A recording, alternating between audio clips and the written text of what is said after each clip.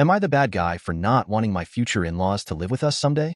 My fiancé and I are getting married later this year and come from very different financial upbringings.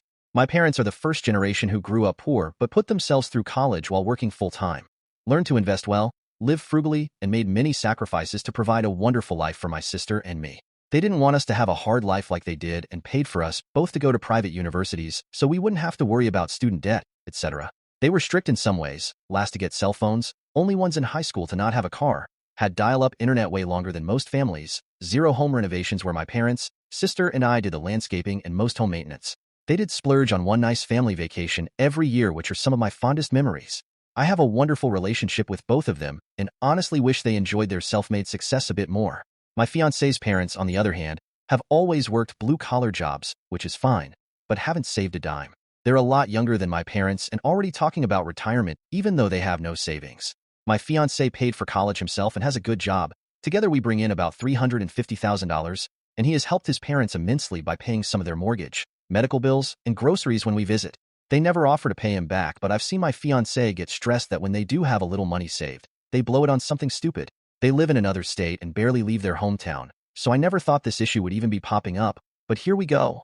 We're planning our wedding and eventually getting a house within the next 2 years. We live in an HC-well area. Fiancé briefly brought up how when we look for a house we need to find something that would accommodate his parents because he thinks it would be best for them to live with us once they retire. This was a total shock to me. His parents aren't social, don't cook/clean, and I feel like they would just be sitting at home all day. I'm a private person and want to focus on newlywed life, building our own family, and enjoying a nice life with my kids like my parents gave me. My fiancé doesn't even want to do a honeymoon. Travel is important to me because he wants to focus on saving as much as possible because he feels responsible for his parents. I love my fiancé so much and am excited to marry him, but I don't want to be burdened by his parents' poor planning. Not to mention, my parents have offered to help us with a down payment, so now I feel like my parents' hard-earned money is going to be supporting 2 other adults who didn't plan right, and that leaves a sour taste in my mouth. I don't want our new life to start so stressful.